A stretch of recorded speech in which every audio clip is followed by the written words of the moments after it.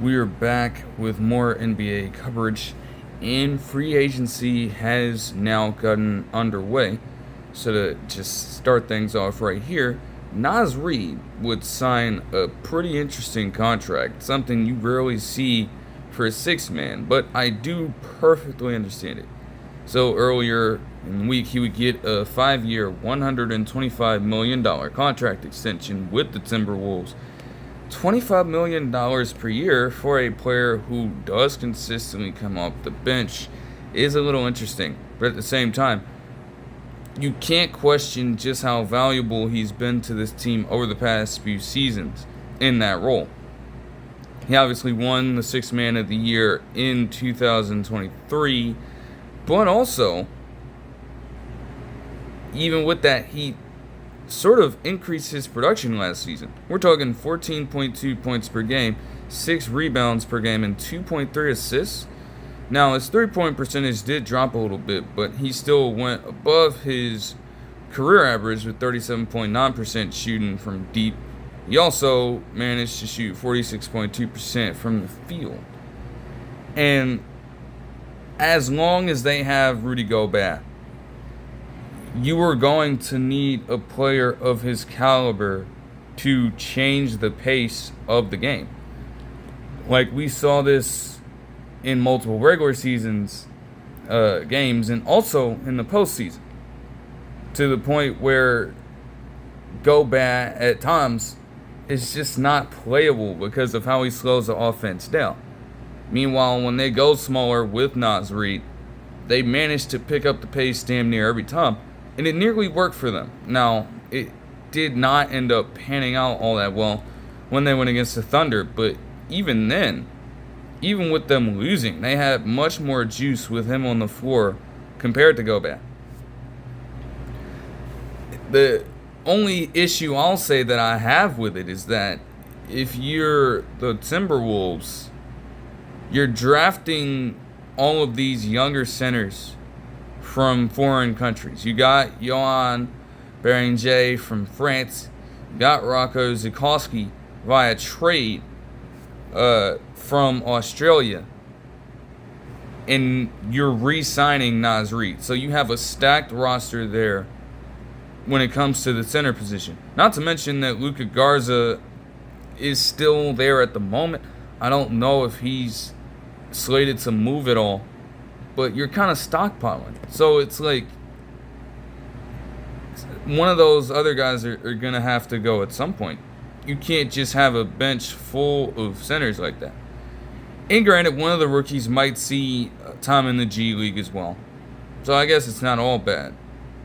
But again, this is a pretty good trade.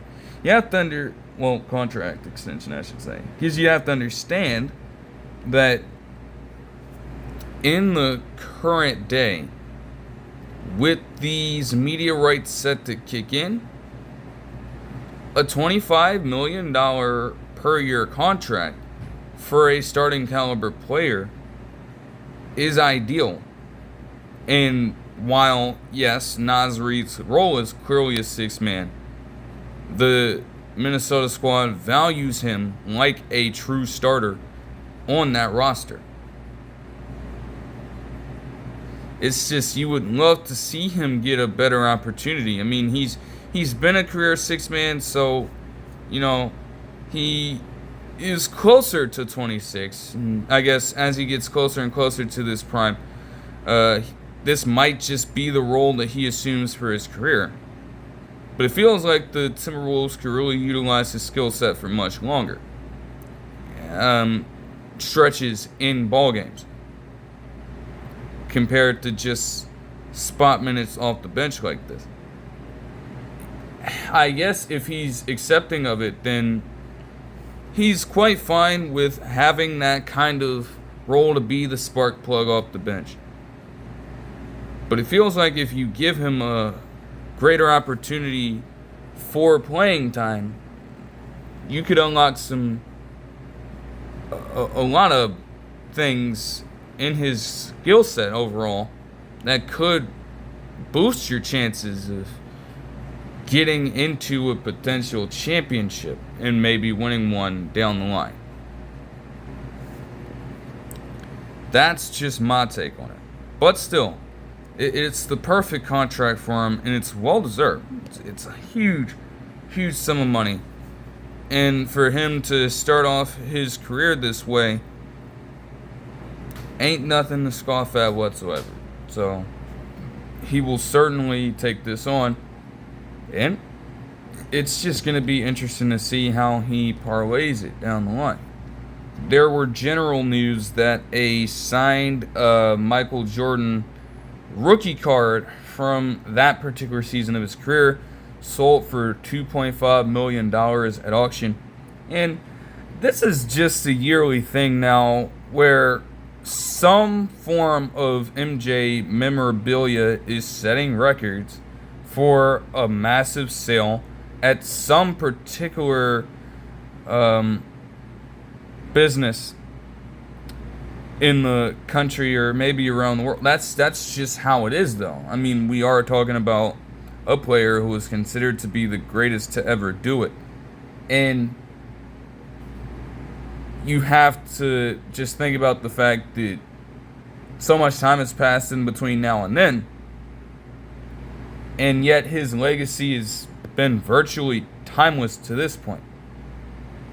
So if you have bidders who are willing to shellac high prices out to the potential seller here, they're gonna do it all to acquire just a piece of that history and timeline. And honestly, if it's just general things like, a rookie card, a potential signed jersey, stuff like that, that's genuine memorabilia. I don't have an absolute problem with that whatsoever. But when you get into some of the other stuff that they be doing with Michael Jordan's shit, bro, it's crazy. We're talking about there have been sales and things like that for his socks. There have been sales for his worn underwear. When we get into that territory, we're doing way too fucking much. But at its base, a rookie trading card of his is harmless. And to get that for $2.5 million, hey, the seller, let's just say they're making bank right now with that. While the buyer, at least, it's really your world at that point. You can hold on to it for as long as you want, honestly. You could keep it, of course, or you could try to flip it in even more years down the line as the value of that card potentially skyrockets. I don't know. But hey, again, this is a yearly thing, so we're probably going to hear something next year about one of his other game-worn shoes selling for a ridiculous amount of money. I'm just waiting on that. The Bulls would pull off a trade that sent Isaac Okoro over to them. In exchange, they traded away Lonzo Ball to the Cavs. And I do find this one very interesting to look at it from the Cavs' perspective. Lonzo Ball obviously has a lot of health issues right now. At this current moment, he should be mostly healthy. And you don't really lose a lot of luster in making this move. I mean, obviously, if he goes through a sequence where he doesn't play, like the 2 consecutive years he missed time due to injury, then you have yourself a problem because you're punting on Isaac Okoro and just not getting any production in return. But Lonzo Ball could serve as a very good bench point guard. And he will certainly start some games in this season because Darius Garland's going to miss the first few games or so. So his services will be needed immediately. Then whenever Garland comes back, he can slide down and lead a bench unit that has their own sort of skill set. You know, and I'll get into it down the line, but let's just say, for instance, you have guys like Sam Merrill. I mean, Ty Jerome's still currently there, but he might get moved on from. DeAndre Hunter tends to come off the bench as well. So you have a lot of players there that are versatile, and Lonzo Ball just adds to the kind of defense that comes out of that unit, which is going to be scary. I mean, you already have enough to deal with when we're talking about the two big men and Evan Mobley and Jarrett Allen on a night-to-night basis. Now you're being guarded by all of these 6'6" and taller bodies off the bench who have elite defense all around, whether they're guarding you on the perimeter, guarding you off the ball, or guarding you in the restricted area. They're going to clamp your asses down. So that's going to be quite the sight to see. Offensively, though, they're kind of limited to just spacing the floor. You don't really see guys like Sam Merrill and Hunter, just to stick with the examples here. They're not going to be players that put the ball on the floor and create their own shot. Lonzo Ball has always been more of the facilitating type, even though he has worked on his jump shooting and did see a noticeable progression in that following his first couple years in LA. So that could help, but that's going to be the full extent of his role. Putting other guys in their spots and having that kind of defensive IQ, like the quarterback of the defense, essentially. The leader of that second unit in a multitude of ways.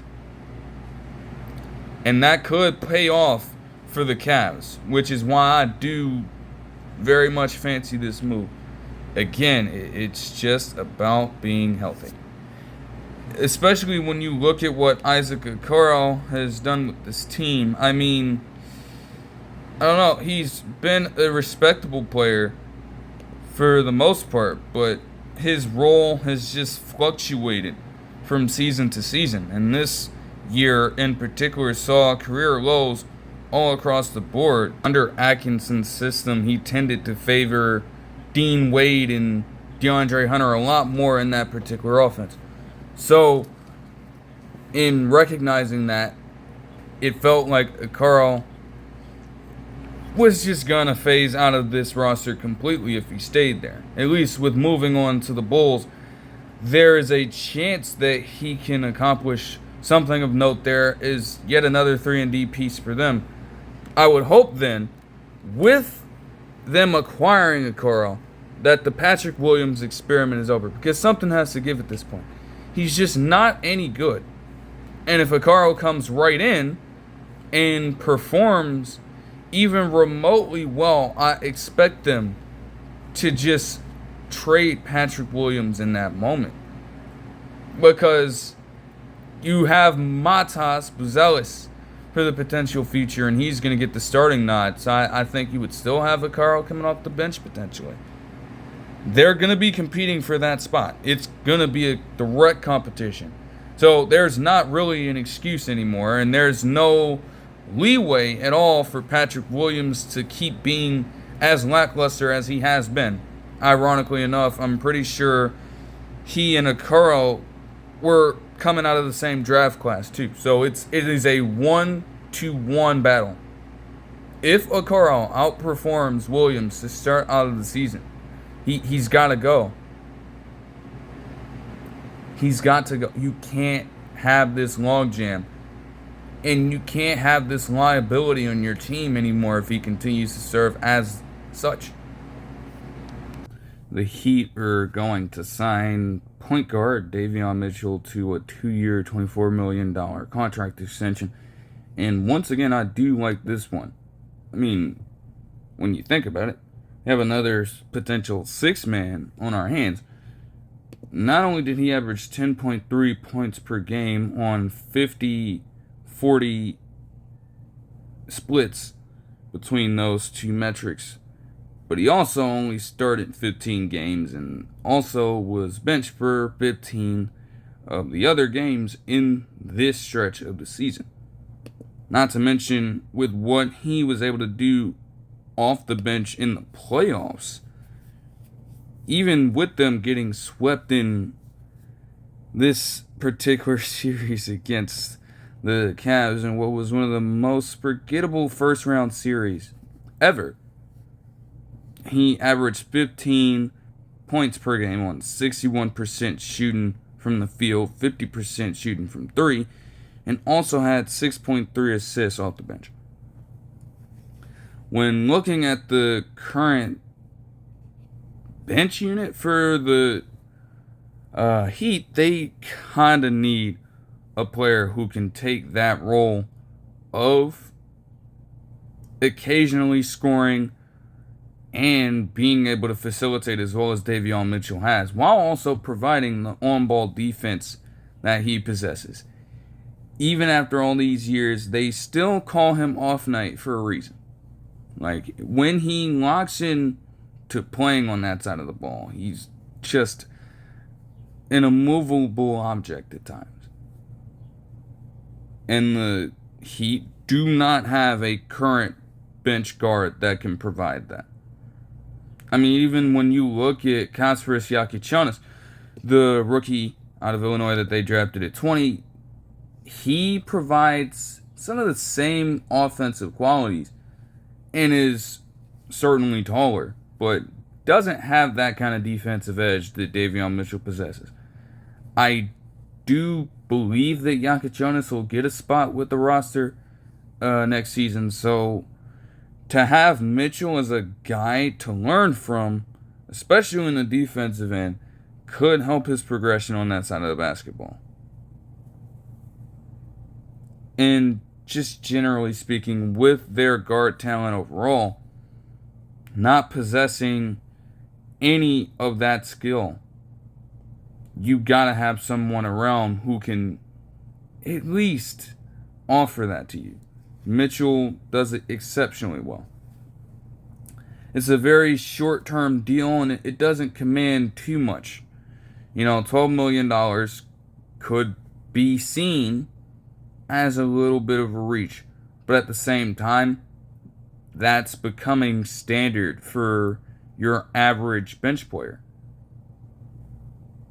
So it's not a bad deal whatsoever. What is a terrible situation unfolding is whatever the hell is going on between the Warriors and Jonathan Kuminga, because he is now set to enter free agency. I mean, I guess you could imagine that this was always going to be the case for him, but at the same time, we have now actually reached this point. He apparently was given a $7.9 million tender offer from the Warriors, and I believe they said he rejected, which is why he's now slated to enter free agency. It's just been a whirlwind of a season for him. I mean, Coach Steve Kerr was already losing faith in the man, so he gets benched for all of this time during the early portion of the season, despite putting up some of the best numbers he's ever had in his career. Then his role not only diminishes when Jimmy Butler III gets there, but he's virtually phased out of the lineup, as he's just not only already had that loss in faith on part of the organization, but now during this time, he's dealing with an injury that's kept him out for all of these months. And he literally didn't appear in another game up until the very end of the season.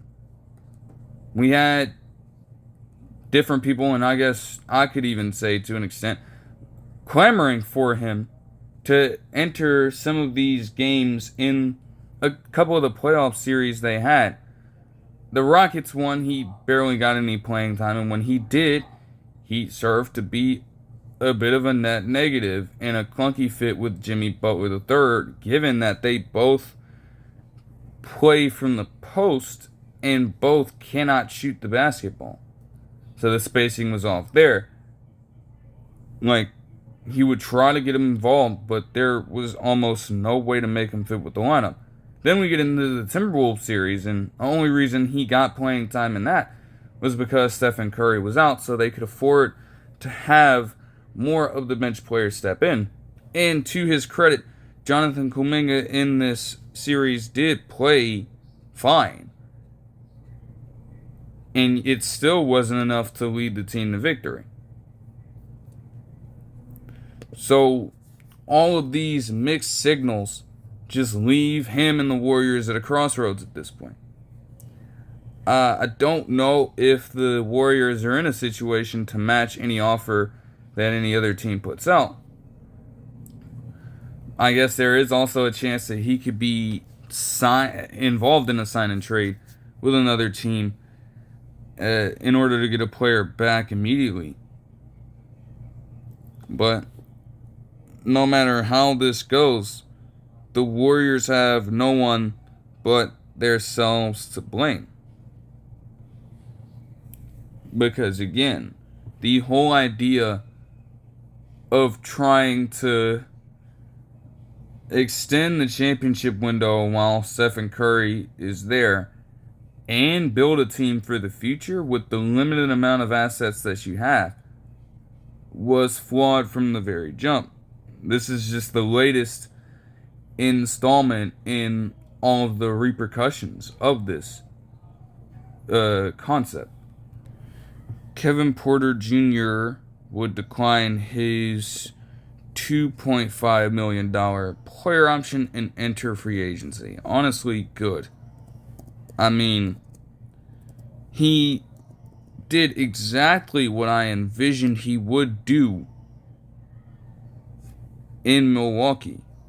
Even with him frequently coming off the bench, as he would play 75 games overall, split between the Clippers and the Bucks, while starting in just 4 of them. And yet, oh man, I don't know.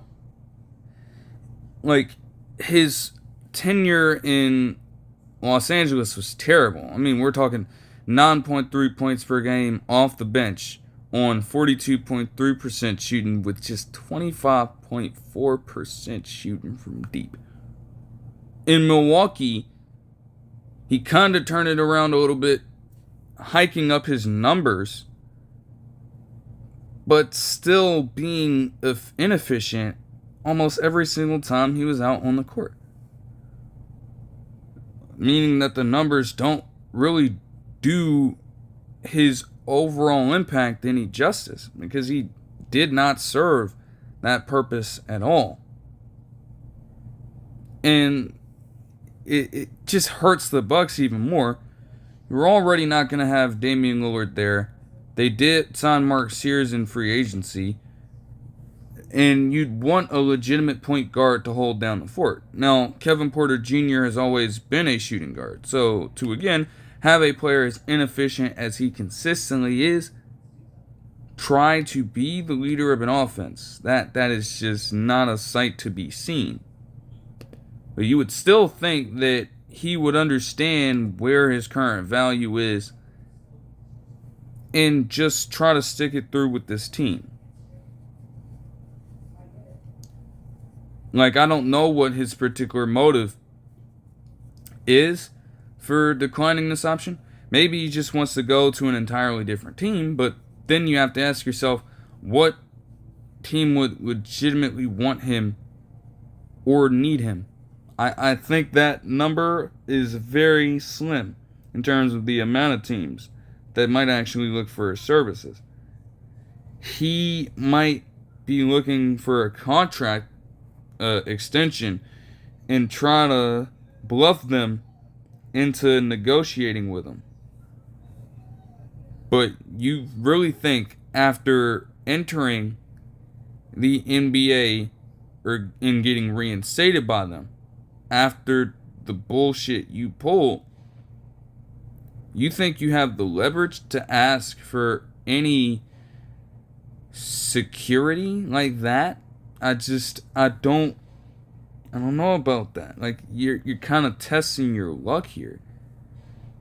Being reinstated in the NBA is already something that you don't always see from certain players, because there have been players in the past who have been suspended by the NBA for a number of reasons and don't ever return to the league. That ban might stick with them forever. So you're already in the small percentage of those who can say that they were able to return to the pros again. Why are you even trying to play with fire here? It doesn't make sense. But if he really is trying to move on, again, the Bucks are more than fine with that, I would believe.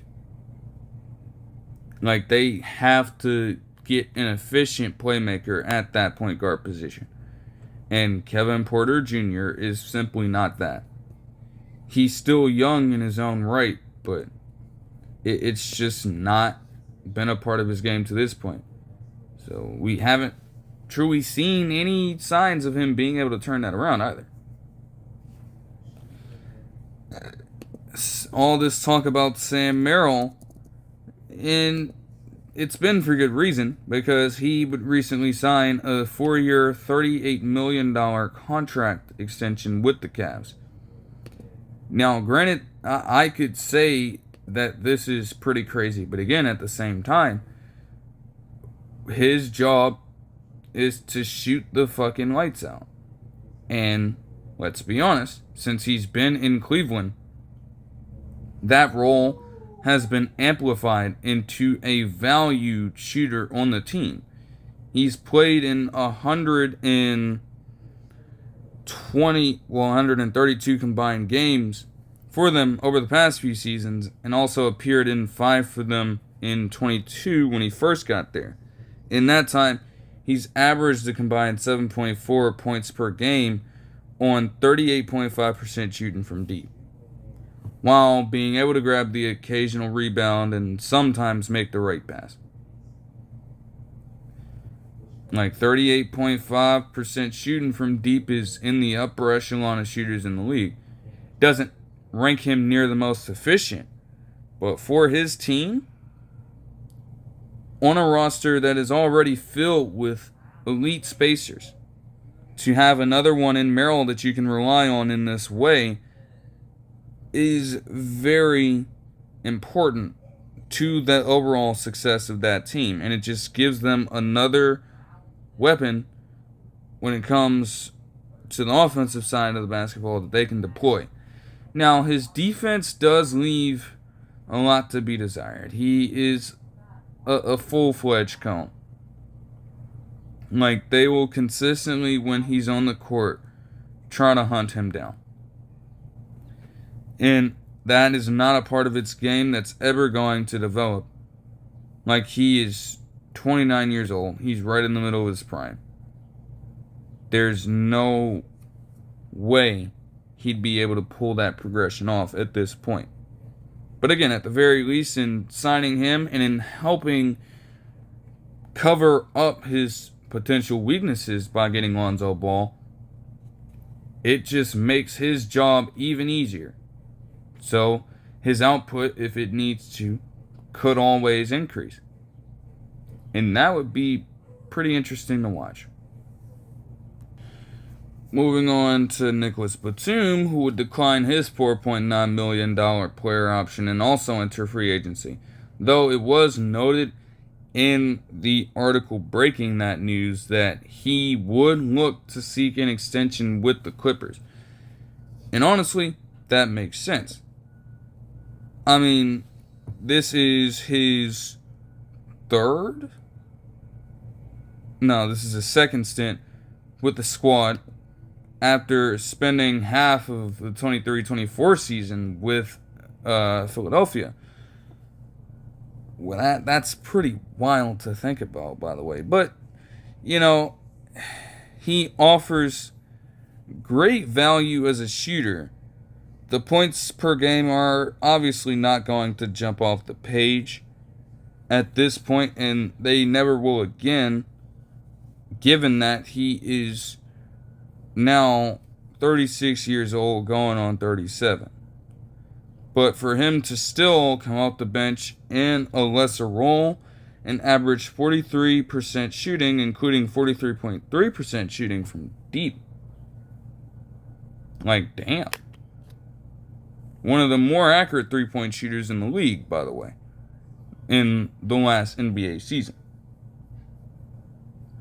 And on a roster where the Clippers do not necessarily have the luxury of their wing players being able to space the floor. I mean, Dunn's still not a great three-point shooter. Derrick Jones Jr. is still not a great three-point shooter. And, I mean, Kawhi Leonard as well will have his moments, but he's known more as a mid-range player, not a three-point spacer. So it never hurts to have a potential 3-and-D player on your team, because Batum still provides good defense. And that's the thing. Like, for as much as I will talk about Batum in the craziest ways, at the same time, this is kind of the quintessential career for a 3-and-D journeyman.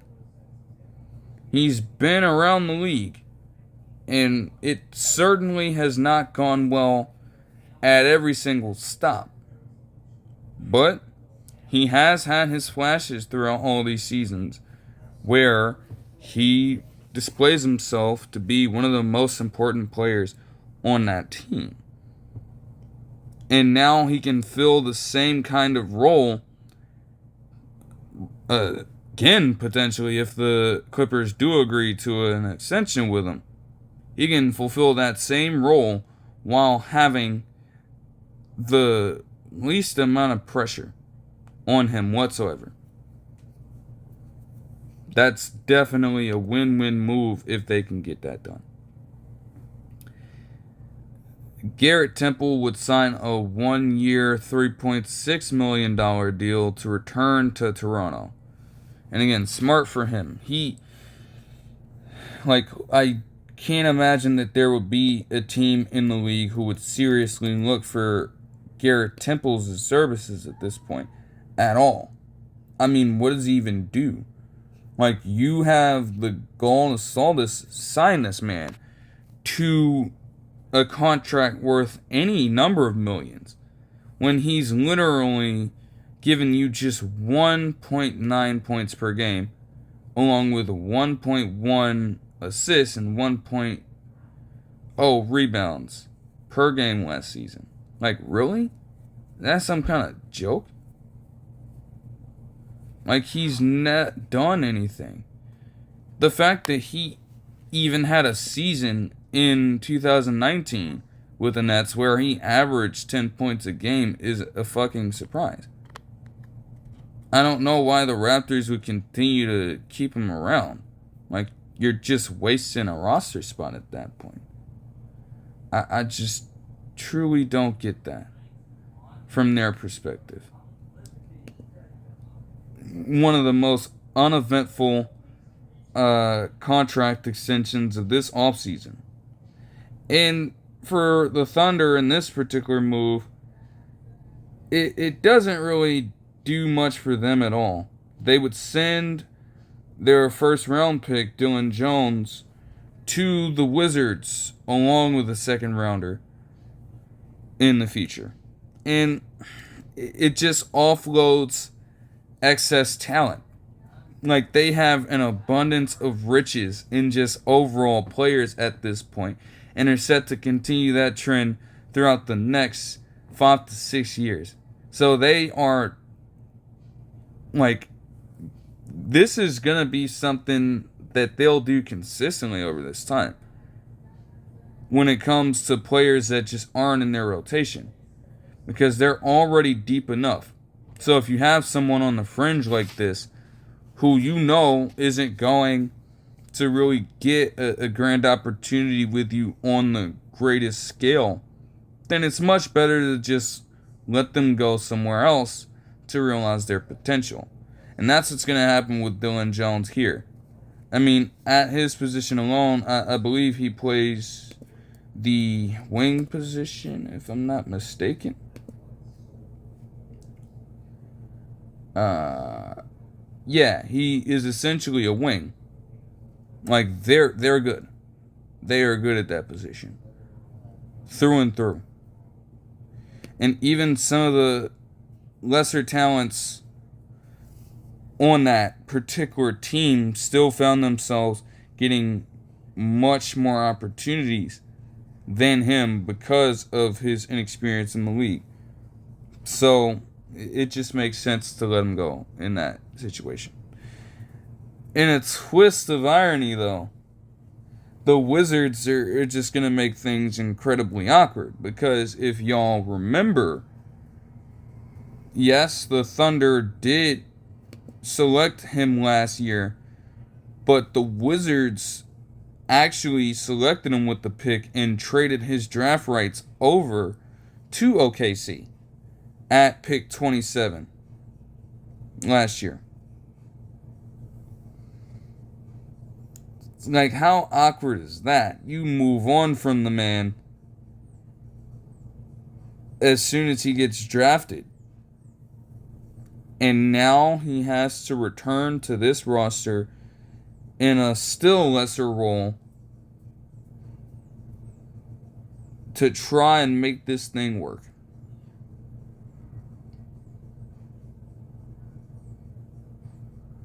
Damn crazy, bro. Jaylin Williams, the Arkansas Jaylin Williams of this team, is one example of a wing player who was going to get more production than Dillon Jones ever did throughout the season, and that was consistent. You know, he didn't get a lot of overall minutes in the playoffs because they would just dominate their way through most of them aside from the series against the Pacers. But Jaylin Williams last season did manage to tie a career high in points per game while also grabbing 5.6 assists and dishing out 2.6 dimes a game on 43.9% shooting and 39.9% shooting from deep. I did not think he was that good of a spacer from the floor, but here we are. Wow. So if he can keep those numbers up, he's always going to have a spot on the roster as a lesser but still relevant two-way force. So that's certainly going to keep the Thunder as bolstered as they could possibly be for the long run. Moving on to pretty much everything going on with the Lakers at this point. On Sunday, yesterday at this point, LeBron would opt into a $52.6 million player option with the Lakers, and he is going to return to the team. He will also now become, in his 23rd NBA season, the longest tenured player in NBA history.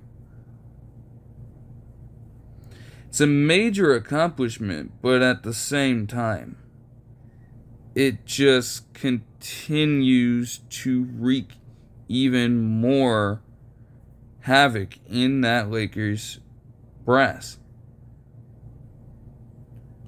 Like, $52.6 million for a man who is 40 right now, going on 41 years old, is insane. It is unprecedented. Now, granted, we are dealing with a player who people consider to be the second greatest of all time, and he has had nothing but consistent production. Even after turning 40, he's out here averaging pretty much 3x5 numbers with 25 points per game in probably like 7 rebounds per game, maybe 8 assists. Like, it's incredible work. But yet the Lakers stagnate at every moment. Because even in that, the energy or lack thereof ultimately catches up with a player of his standing. And he is not in position to be the player that in the playoffs will lead his team on a long run. He could do it, but it is going to exert literally so much out of him that he would quite literally run out of gas by the end of it. It's just not a sustainable way to construct a roster. And, you're paying him all this money consistently. You're paying Luka Doncic all this money. The best thing that you could do at this point is try to build at least a competent enough roster around him. So they tried to work this out and work around this through making trades for a bunch of role players. I mean, they had Rui Hachimura, obviously. Austin Reeves has developed into something special, but even he was considered at one time to be a role player. And then also, when you look at a player like Max Christie, even at a time, then Dorian Finney-Smith, who got traded for him. Just players who don't command a ton of money and give you bits and pieces of strengths in their own respective games. But when push comes to shove, the moment comes when you're going to ask them to do something that they aren't capable of doing. And when that moment comes, the Lakers always end up crumbling. I mean, we saw it in the first round. Like, you had Dorian Finney-Smith getting all this playing time along with the other starters in this unit. And whether it be a combination of fatigue and skill or one or the other, they ended up losing in 5. It's just a cycle at this point. Like, the goal is obviously to win a championship, but when one of your core players is commanding that kind of money year in, year out, especially with the second apron now, there's almost no way they can find a good pool of players to choose from. Like, the Lakers are already in a tough situation. Apparently, all 3 of their centers from the past season had been set to enter free agency at this point. And then, not to mention, with that being in play, as a direct result of this, Dorian Finney-Smith would opt out of a $15.4 million player option and enter free agency yesterday, with virtually no chance of him coming back. So you may lose all of your centers, leaving you with no big man truly.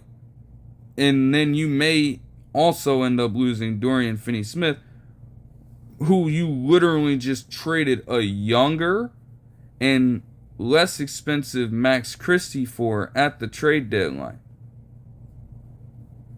What the hell was the point then?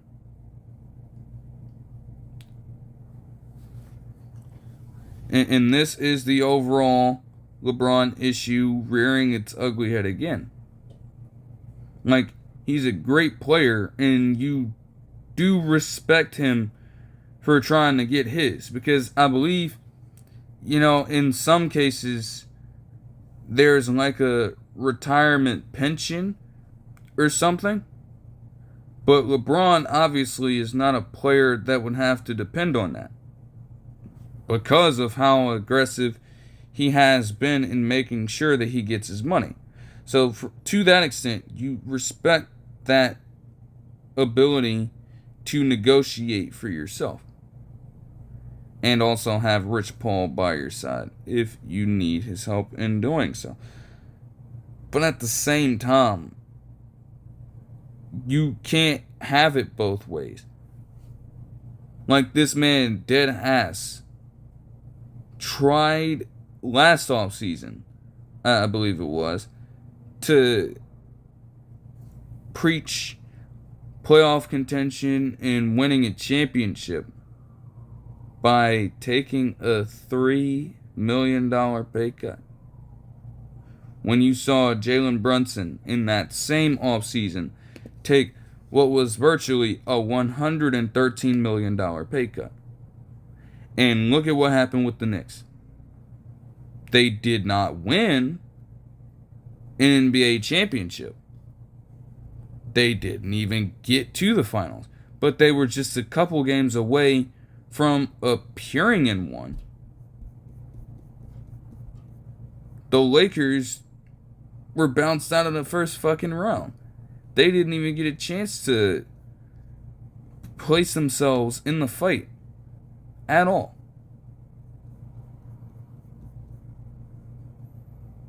Again, it's not a one-way track to success, but god damn, like, if you clear up enough money to actually make a legitimate impact on the overall payroll of that team, it would do wonders for their ability to contend. But if you're going to come in year in and year out trying to take in as much money as possible, you have to recognize that with that is going to come a lower and potentially weaker chance of being able to usurp the other talent in that Western Conference and reach the mountaintop. It's as simple as that. Kelly Oubre Jr. would exercise an $8.38 million player option to re-sign with the 76ers. And he has been nothing but a solid wing for them. He's always been a very dynamic player in short spurts throughout his NBA career. So for the 76ers to be able to hold on to him for at least a little bit more time isn't a bad idea. 15.1 points per game for him last season to go on 47% shooting from the field with 6.1 rebounds per game and also 1.8 assists per game. That's solid production. And to get on that kind of deal with a starting caliber player like Oubre Jr. has now proven to be in his tenure with the 76ers, essentially. Also, with the high-paying contracts that all of Maxey, Embiid, and George are getting, you gotta respect Kelly Oubre Jr. for getting a deal like that when there was a chance, at least, that he could command more money. So, all due praise to him for that. Malik Beasley is dealing with something pretty interesting. He is currently being investigated by the U.S. District Attorney's Office on allegations of gambling related to games and prop bets. And you hope that this isn't much of anything. You hope that this is just like a cautionary process they're going through, and that there is nothing that Malik Beasley has been involved with when it comes to this shit. But it's like, if you are in his position and if you are in the NBA, this is just not a great look to have. I mean, why is it that in just the last few months of this year, it was Terry Rozier the third first for, having these kinds of irregularities with prop bets centering around him and being investigated for this stuff in February. Now it's Malik Beasley. You are just hoping, if you are in the league's shoes, that this isn't becoming a pattern. At the same time, when there is potentially something there, you want them to look into this. Because if there is a sign of it, they're going to eradicate it. That's been made pretty clear the second they gave Jontay Porter a lifetime ban, with him being as young as he is. They won't tolerate it. So, it's fair to investigate it.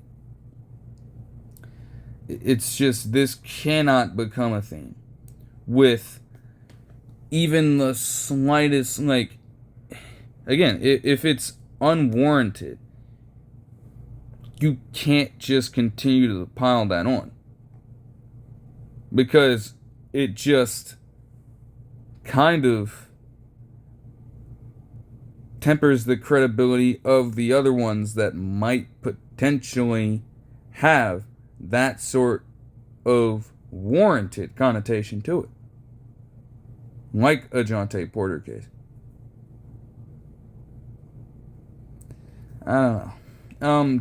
Julius Randle would also re-sign with the Timberwolves on a 3-year, $100 million contract extension. I mean, this is always a possibility, as Julius Randle was on the last year of his previous deal with New York after getting traded to the Timberwolves last season. And his fit with the team earlier in the season was questionable. But by the end of the year and entering the playoffs, at least in the first couple of series in the playoffs, it did look like he was turning things around from there. 18.7 points per game is a drop, but, he's playing alongside a guy like Anthony Edwards. It's going to be the primary scoring option. And he's still being relatively efficient. 48.5% shooting from the field to go along with 34.4% shooting from deep, while decreasing his three-point attempts a little bit as well. Because when he tried to jack them shits up, there was always going to be an issue with that. And in the playoffs, at least in the first couple of series, again, he was going absolutely crazy. But he just played horrible in that Thunder series. That is a little bit of progression, though. I mean, hey, he lasted for a couple of rounds and was able to get in some solid production. That is much better than any other portion of his playoff career. And if they can continue to capitalize on that, they could have something with him there. Again, $33.3 million could be a lot of money. But compared to what a player like Julius Randle could be getting, it makes sense. I mean, they value him with that kind of contract as a high-quality starter. Max contracts and supermax contracts would yield him tons more money than this. And if you were in the Timberwolves position with you needing to extend Anthony Edwards at some point, and with you already commanding a shit ton of money over to Rudy Gobert, you don't need to cap strap yourself like that. So it's a solid contract at the right time. Duncan Robinson would decline a $20 million early termination player option, and he would also enter free agency. They also note that he has the option to return to the team. He has the option to sign and trade, or agree to sign and trade. And he may also be in the pursuit of a new contract extension with the team. But again, in doing this, when looking at the Heat, you're gonna potentially re-sign Duncan Robinson or maybe move on from him. This is an avoidable situation. I mean, we're talking about a player in Duncan Robinson, who is still an elite sharpshooter at this current stage, and he's right in the middle of his prime. That hasn't diminished at all. Like 39.3% shooting from deep last season is still very good, and he averaged 11 points per game while also getting 2.4 assists and rebounds per game. And yet, you still value your other wing players over him? It doesn't make any sense to me. Like, they clearly cannot compete with the kind of production he's doling out to you on a night-to-night basis. And you still felt the need to keep all of them. Like, there was a report that they had a trade lined up for Kevin Durant, and yet they weren't willing to move on from any of those guys. But you're gonna potentially let Duncan Robinson walk. Why? Like, what the fuck kind of sense does that make? Seriously.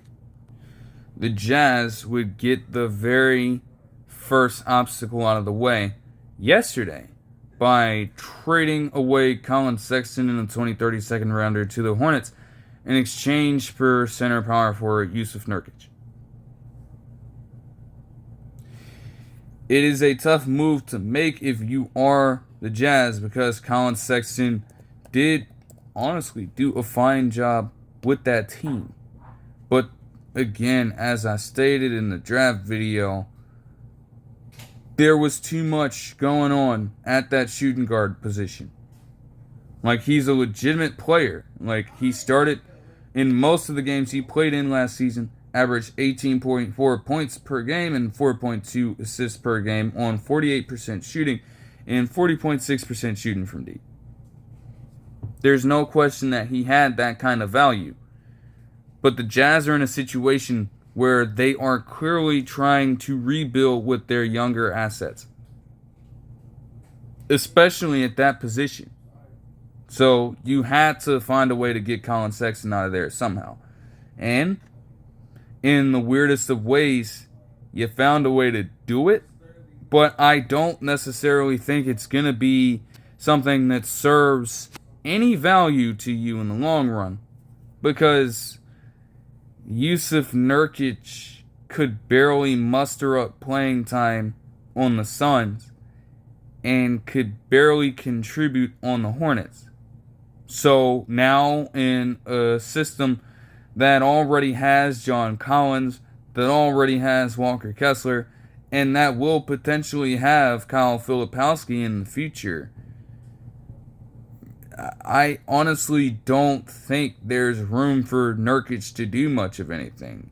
He's just going to be an empty roster spot. He could serve as a little bit of a bridge player, but I feel like Walker Kessler is already a player that's on the rise, and Kyle Filipowski is already in their plans. I mean, he had solid games last season, multiple double-doubles to his name. They don't really need Jusuf Nurkic to show them the ropes, I don't think. So honestly, nothing's happened yet, but free agency, again, is still currently going on. There are going to be numerous moves happening in between the next couple of days. I honestly feel like this is a situation where they might just reroute Jusuf Nurkic or buy him out into the point where he becomes a free agent. I just can't envision him being a part of a roster clearly trying to go young. And even if he does remain a part of this team, what good would he really be for them? Like, his numbers completely dropped off last season. His overall effort on both sides of the basketball completely dropped off last season. They don't gain much from keeping him at all. And you like, literally, you gain nothing from this, whether you cut him or whether you keep him on your team. There's nothing of value there. And there's almost no way that they could hike up his value.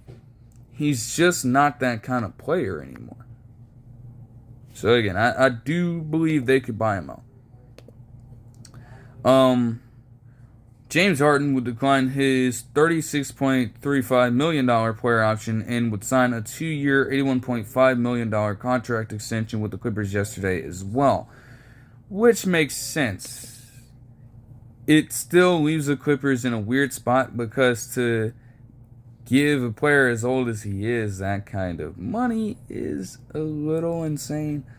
But it isn't the max amount of money he could command, because there have been cases where players in his position could reach as high as $50 to $60 million per year. Jimmy Butler got that. Kevin Durant is apparently slated to get $60 million a year. So it could get that expensive. By comparison, $40.75 million ain't worth much. Doesn't hurt you as much as those could. Bobby Portis would sign a 3-year, $44 million contract extension with Milwaukee to return to the Bucks. And honestly, I don't have a problem with it. Again, one of the better sixth man in the league over the past few seasons, and he has been nothing short of a godsend for that organization. He has contributed excellently with this squad in any role you can think of. If they need him to start, he'll provide the spot minutes and give you a solid game or two in that particular role while vaulting your team to a victory. And if you need him to play six-man, he's done that for the majority of his tenure there, starting in just 99 out of a possible 339 games that he's played in. Yet, he's averaged 13.6 points per game, 1.4 assists per game, and 8.3 rebounds per game with them on 49.4% shooting, while also shooting 39.7% from deep. Now, yes, he did miss 25 games last season for just a very weird drug situation. But that aside, he's been available. He's played in at least 65 games in pretty much every season he's been there, aside from last year. We're talking 66 his first year, 72 his second year, 70 in his third year, in all 82 games in 2023, 2024, while being the third place runner-up in Sixth Man of the Year voting. Like, they could not move on from him. That is a player you have to keep around. And he is currently 30 years old. So he's right in the middle of his prime, too. Just to have that continuity is important. And Bobby Portis Jr. has been nothing but consistent in that role. So he deserves that money. You definitely live with giving that to him. But to look at what Bobby Portis Jr. is doing in his role at his particular age, and then see how the Rockets are managing things with Jabari Smith Jr. might be crazy at first glance. Because he would sign with the Rockets, re-sign with them, on a 5-year, $122 million contract extension. That's crazy. Again, the biggest difference between the Bucks and the Rockets' current situation is that they, at the current moment, have a lot more flexibility financially than the Bucks do for obvious reasons. And so they can afford to do this while still being able, if they want, to potentially extend Kevin Durant even with this move. Jabari Smith Jr. is an interesting case. Like, he did put up a career low in points per game and rebounding last season and assists. And he did shoot 35.4% from deep while having his efficiency drop off a little bit at 43.8%.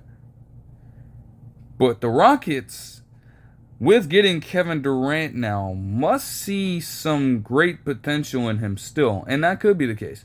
I mean, Kevin Durant, for a player of Jabari Smith Jr.'s skill set, would be the perfect player to learn from. You know, he's got all the defensive traits down. His offense needs work still, clearly. And to have Kevin Durant there in that role would serve perfectly there. Because in the long run, I'm sure that Jabari Smith's role will change. They value him like a starter, and honestly, prior to last season, he was exactly that. The thing is, Amen Thompson's progression has been so grand that they had no choice but to let him take a back seat, which I am quoted as saying was the right decision at the time. Because you couldn't have Amen Thompson doing all that and then stunt his development by having him come off the bench. Granted, the same thing could be happening with Jabari Smith Jr. here if you're just going to have him coming off the bench like this. But still, Kevin Durant is not a player that would be around for longer than 2 years, I would imagine. Like, Jabari Smith Jr. is still just 22 years old. So you have him taking on this bench role and learning from one of the best, if not the second best small forward in this generation on that offensive side of the ball. And then he comes back potentially in the starting lineup at around 24 years old. Or maybe steps in if Kevin Durant faces like an injury or of some kind to take the starting position there and contribute. That, I just, like, if that mentorship works out perfectly, I can't imagine the things he would be capable of doing in literally just 2 years' time. And I think that's where the value of this kind of contract comes from. You know, they can afford to do it. They clearly, with a 5-year deal and potential deferred money down the line, they're surely in for the long haul when it comes to Jabari Smith Jr. Even if you have other people not expressing that kind of faith in him, they certainly do. And that's what counts the most. We got a lot of stuff going on today as well. Earlier, the Trailblazers would officially buy out DeAndre Ayton, which is just perfect and makes the young Hansen trade pay off even more immediately. Now, the thing with DeAndre Ayton is that he will be 27 in July. And when it comes to a specific role on offense, like being a lob threat, the athleticism has always been there for him. So being a lob threat with a team wouldn't be a bad get for any potential team that picks him up. But it's everything else. It's the hustle. It's the defense. Even rebounding at times. Although he averaged a double-double, it still doesn't feel like he's willing to go up against bigger bodies and haunt them down. Whenever he is going up against centers who are more elite than him, he just completely submits to their will. Like, I still can't forget in that Suns Nuggets series in 2023 where Jokic just fucking owned his ass all series long. Like, I don't care about the production at that point. He's literally making you look like he's punking you out there. And there's almost nothing that you can do about it, even though you possess stronger qualities in certain areas than Nikola Jokic. you can't even hold your own weight. And that kind of mentality from Ayton is probably a large reason as to why they got him out of there. It's just gone downhill for him in Portland. His production has dropped all across the board, and he hasn't even been remotely available. He has only played in 55 games in 2023-24, and then in 40 for 24-25. Like, you could tell that at a point they were clearly going to fall in love more with Donovan Clingan because of what he gave you in terms of defensive effort. And with getting a player like Jan Hansen, who appears to be a bit more offensively sound, they don't have a problem with moving on from him. And the thing is, you're trying to find a team to trade him to, but it became much clearer to them that it was going to be hard. Extremely hard to find a reasonable offer for him, or find any team that wanted to give you a legitimate asset or group of assets in exchange for a player who isn't even a remote superstar in the league. Like, if he had that kind of potential right now, I'm sure teams would be lining up at the door to sign him. But part of that comes into the fact that he just does not put in that hard work and effort. Like, he literally just wanted the long-term deal, and after that just checked out physically and mentally in terms of contributing to a legitimate NBA team. And with that, his value is just decreased exponentially. Like, there was talk of him potentially, because I'm watching First Take, and they're talking about, should the Lakers look into DeAndre Ayton? I'm like, fuck no, they shouldn't. Like, yes, you need a big man, but, like, yo, you would settle for that shit? No. Hell no. Like, yes, the centers that the Lakers have, allegedly at this point, are all set to enter free agency at this point. But the one benefit that all of them provide is that they are not as nearly as expensive combined with their salaries from last season as DeAndre Ayton would currently be to this point. So that's not worth it. It's not.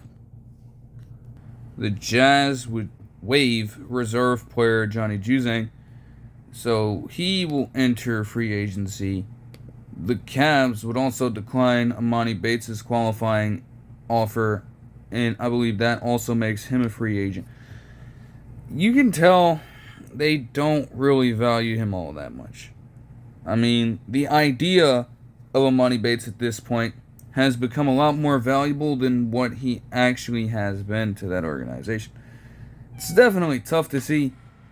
You can tell from all of the, tapes he had in high school and even his early college career that he has potential, still does, but obviously all of the legal issues in college hurt him. His time spent in Eastern Michigan when it came to production on the court certainly hurt him. And also, his general weight distribution is just the icing on the cake. I mean, yes, the legal issues and the underwhelming production at Eastern Michigan could still be made up for if he had a reasonable frame. Because I can guarantee you that if he had this 6'10 frame and was like 200 pounds, 205 pounds, he'd be a legitimate player in the league right now. It might take away some of his motor skills and maybe a little bit of his shooting ability, but he'd have a spot in the league. Yet he stands at just 6'10 and 170 pounds? No. And we're talking about, like, he's probably got some muscle on him, so I won't do him like that, but he's virtually, compared to how some of these other players in the league are built, he's a twig. There's no way he'd be able to keep up in a full 82-game season with the physicality possessed by some of these other players at his position. Like, he would be a small forward, and yet you still rarely see small forwards of that sort. That skinny. There's just no way. Like, come on now. Like, so it's just an unfortunate spot for him to be in.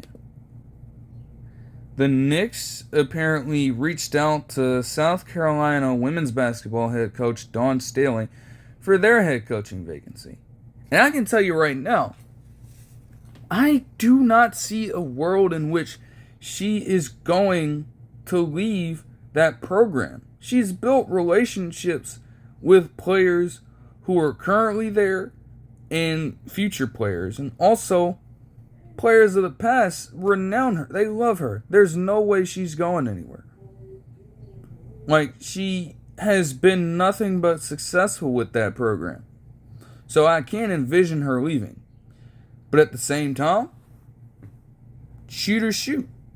And the Knicks have made it clear over the course of this time that, even with Thibodeau being a remotely successful coach with them, they were willing to just let him go, and now they're just going to continue to fire off shots at pretty much any person they believe that they can get. Now, they've barely been landing them. They haven't landed anything at all because they still don't have a fucking head coach at this point. But I guess you can't fault them for trying. For the Nets, you would have both Ziaire Williams and Day'Ron Sharpe re-sign with Brooklyn on 2-year, $12 million deals. Ziaire Williams specifically saw career-high numbers with them last season, but again, the Nets are just not a great team overall, so you can do with that what you will. Still, given how they are constructed, you can have Ziaire Williams, I guess, come off the bench and give you that production without any sort of real effect on what that team is going to potentially do. For Day'Ron Sharpe as well, with all the conversations around Nicolas Claxton at this point, still, that is definitely a name you're going to hear a lot as free agency continues to go on. His output could increase as well. He also had career high production in points with 7.9 and also rebounds with 6.6 per game on 52.1% shooting from the field as a backup to Claxton. But to keep him in the event that Claxton moves on is a very low risk but high reward ordeal. So you'll certainly take that on if you're them. For another piece of news relating to the Jazz and also relating to a buyout, they finally did the thing. Jordan Clarkson has been stuck in Utah for ages. And again, he was still part of that logjam at the shooting guard position. But compared to what the other younger guards have to offer, he is just always been a player who is score first. That was the case when he first came into the league, and they cited that as an issue with his development, and that has been nothing but true throughout the course of his career. I mean, it's like, at that point, what the hell are they supposed to... Like, they can't continue taking that on. He doesn't provide any other impact to the team other than scoring. And look what that got Utah. The worst record in the fucking league. So, again, they had to move on from Sexton earlier. And I guess they weren't able to find a trade for Jordan Clarkson due to his low value, which makes sense. Again, you're putting up all these numbers, and that's cool and all. But these are empty-ass numbers, if I've ever seen them. So with that, they elected to buy him out of his contract, and he will become a free agent. I feel like there is a spot for him. You honestly, I feel like a team like the Bucks could get him as a potential sixth man, especially with them now moving on from Kevin Porter Jr. You're gonna need some offensive firepower on that team. And Jordan Clarkson would actually be a perfect player off the bench to have in that role. He just can't start. But, that him as a sixth man there wouldn't be bad. There are still opportunities for him to get burned in the league. But, again, in the same way that some of these other players have kind of dealt with the situation, they might be very thin. I'll just note that. That'll do it for this one. I hope you guys enjoyed the video, and I'll see you guys in the next one. Peace.